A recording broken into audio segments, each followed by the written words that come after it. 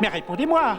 Répondez-moi enfin! Le pauvre, mais qu'est-ce qu'il a? Un truc qu'il a pas digéré? Ah non, ça, c'est le pur produit de son imagination. Oh non! Si.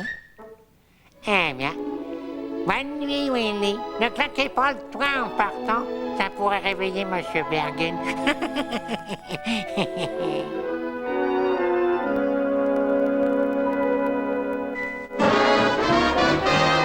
Certains ne croient pas aux géants qui vivent dans leur tour, ni que les ours intelligents puissent trouver l'amour.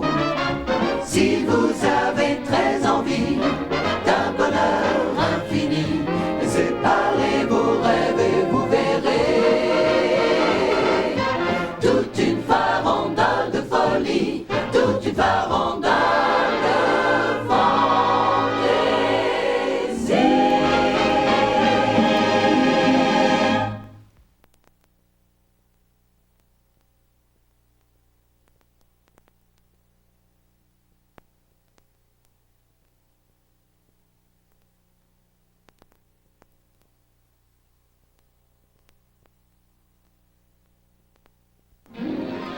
Laissez vos soucis de côté et venez assister à cette présentation des coulisses de la production du joyeux chef-d'œuvre de Walt Disney, Coquin de printemps.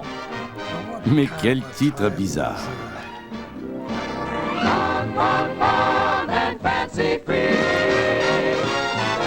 Le long-métrage d'animation de Walt Disney, Coquin de printemps, tourné en 1947, est composé de plusieurs parties rassemblées sous un format nommé film regroupé. Mickey et la Fève magique et Bongo étaient à l'origine tous deux destinés à devenir des longs-métrages d'animation. Voici ce qui s'est passé dans les coulisses et comment ces deux scénarios ont été jumelés pour être présentés sous forme d'un seul long-métrage, Coquin de printemps. Walt Disney allait de succès en succès, en gravissant les marches que représentaient chacun de ses films. Le premier étant Blanche-Neige, suivi de Pinocchio et de Fantasia, l'incroyable expérience qu'il a su mettre en œuvre. On suivit les films Dumbo et Bambi. Walt Disney était constamment à la recherche d'histoires à scénariser afin que ses films puissent continuer à connaître le succès. Nous voulions faire un long métrage avec l'histoire de Jacques et la Fève magique. Walt Disney connaissait évidemment le conte de fées classique de Jacques et la Fève magique. Ce conte bien connu lui avait servi de source d'inspiration pour un dessin animé muet produit en 1922 par sa compagnie Laugh-O-Gram de Kansas City. Il n'existe malheureusement plus de copie de ce film. En 1933, Disney resitue le conte au pays des géants dans un court-métrage dans lequel Mickey personnifie Jacques.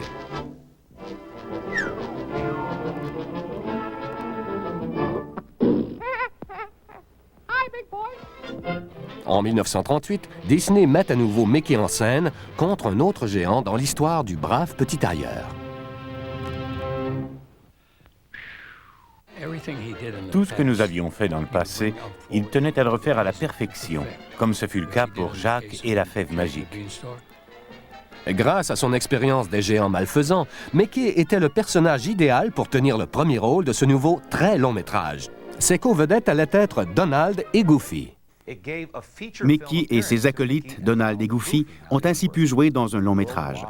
Ils étaient de grandes vedettes internationales connues à travers le monde, mais ils étaient avant tout des personnages de court-métrage. Dans Fantasia, Mickey avait fait ses débuts dans le long-métrage, mais avant l'avènement de Coquin de printemps, personne n'aurait cru qu'ils auraient pu être les héros d'un long-métrage. La mise en chantier du long-métrage Mickey et la Fève magique commença le 2 mai 1940. Au cours de cette année-là, Walt Disney et plusieurs de ses principaux scénaristes ont trouvé plein d'idées qui allaient se retrouver dans la version finale du film.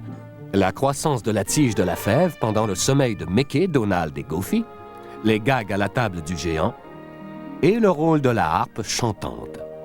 Au cours de cette réunion, il fut aussi suggéré d'utiliser les personnages de Grand Coquin et de Gédéon, les deux gredins du film Pinocchio qui arnaquent Mickey pour lui voler sa vache. Un enfant en bois? Comme ils ne sont pas dans la version finale, à qui Mickey donne-t-il sa vache en échange des fèves magiques? Oh, ne parle pas de malheur! La réponse se trouve dans la séquence inédite qui suit, qui fut développée en 1940, puis abandonnée lorsque le scénario fut raccourci pour le film Coquin de printemps. Avancez, je vous prie. Votre Majesté? Quel est le motif de votre visite? Eh bien, votre honneur, votre Majesté, C'est cette vache. C'est pour moi? Oh, merci, monsieur. C'est très généreux de votre part. Eh bien, je... Oh, mais mon brave, je ne saurais vous prendre votre vache. Une telle générosité se doit être récompensée. Attendez. Oh oui, voilà. Un souvenir de famille. Un des derniers. Oh, vraiment, Qu'y a-t-il à l'intérieur? Des fèves. Des fèves? Oui, des fèves magiques. Une merveilleuse légende les accompagne. Permettez que je vous la lise. Sujet loyal, généreux et désintéressé. Si gloire et fortune vous cherchez, en souvenir des reines magnifiques, avec soin, plantez ces fèves magiques. Selon les archives, les premiers travaux de réalisation de la version long-métrage de Mickey et la fève magique prirent fin à l'été de 1941. La mise en chantier de Bungo commence à la même époque. Écrit pour la revue Cosmopolitan par le romancier Sinclair Lewis, Bungo était une nouvelle étonnamment légère de la part d'un auteur qui avait été le premier auteur américain à être couronné par un prix Nobel de la littérature. Disney nous a soumis l'histoire de Bungo et nous l'avons lu. Nous avons trouvé que ne nous convenait pas vraiment et nous lui avons envoyé un mot lui exprimant notre refus d'y travailler. Évidemment, à notre plus grande honte, ce fut un très joli film.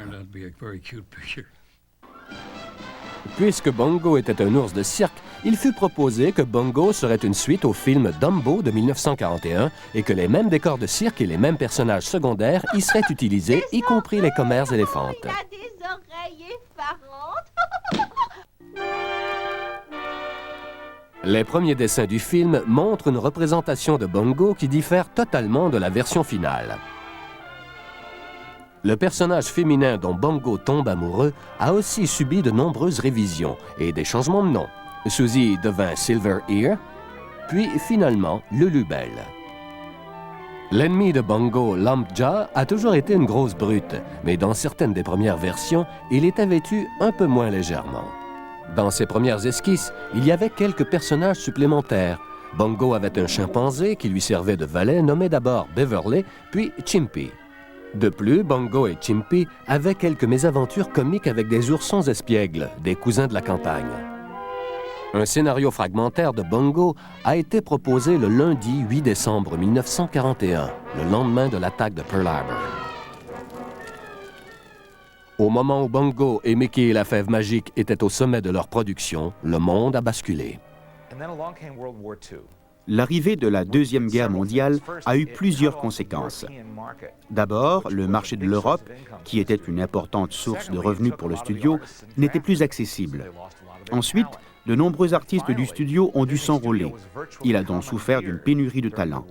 Enfin, le studio fut, à toutes fins utiles, mobilisé pendant la guerre pour produire des films destinés à former les gens ou à raffermir le moral des troupes, toutes sortes de films liés à l'effort de guerre.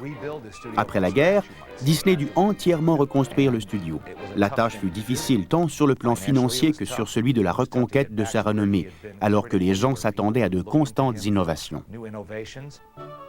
Walt Disney s'inspira de Fantasia pour regrouper des histoires et les accompagner d'une musique sans rapport avec elles. Nous avions plein de petits films, souvent très bien faits, et Walt a commencé à les regrouper pour en faire un long métrage.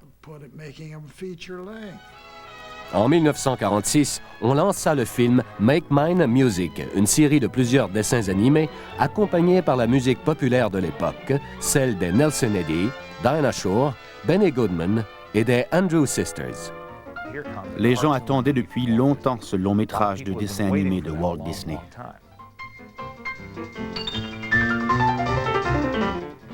Après la guerre, Disney a ranimé le projet de Mickey et la fève magique pour sa première et plus célèbre vedette et décida de le jumeler à Bungo. Le premier contact avec cet adorable ours de cirque allait rendre le retour de Mickey au grand écran encore plus sensationnel. C'est un humain qui fut choisi pour raconter l'histoire de Mickey et la fève magique, le ventriloque Edgar Bergen. Edgar Bergen, qu'on connaît aujourd'hui comme le père de Candice Bergen, était à l'époque une immense vedette populaire de la radio. Il avait aussi fait des apparitions dans un certain nombre de films et il avait accompli l'incroyable exploit de devenir une vedette de la radio à titre de ventriloque. Ces personnages de Charlie et Mortimer semblaient aussi réels que faire se peut. Bergen et Disney étaient des amis de longue date. Disney avait même inclus le personnage de Charlie McCarthy de Bergen dans plusieurs de ses courts-métrages de dessins animés. What a beautiful sunrise. Or is that your nose? En 1950, Bergen fut un des invités de la première émission de télévision de Walt Disney. Mr. Bergen, is there anything you would like to see in the magic mirror? La co-vedette des séquences présentées en direct était la jeune actrice Luana Patton. Walt commençait aussi à se créer un répertoire d'acteurs au fur et à mesure qu'il présentait des séquences en direct. Ses premières jeunes vedettes furent Bobby Dressel et Luana Patton, qu'il avait engagées dans Song of the South. La première du film Coquin de printemps eut lieu le 27 septembre 1947. Les films regroupés comme Coquin de printemps entretenaient aux yeux du public la magie de Disney. Grâce à ces films, les studios Disney ont pu réunir les forces créatrices nécessaires pour produire toute une nouvelle série de longs-métrages de dessins animés couronnés de succès. Pour les auditoires las de la guerre, le film Coquin de printemps procurait une bouffée d'air frais, une escapade enjouée et musicale, des personnages familiers et agréables, sous la bienveillante direction de leur conteur favori, Walt Disney. Il en est encore de même à ce jour. C'est un film amusant, magnifiquement réalisé.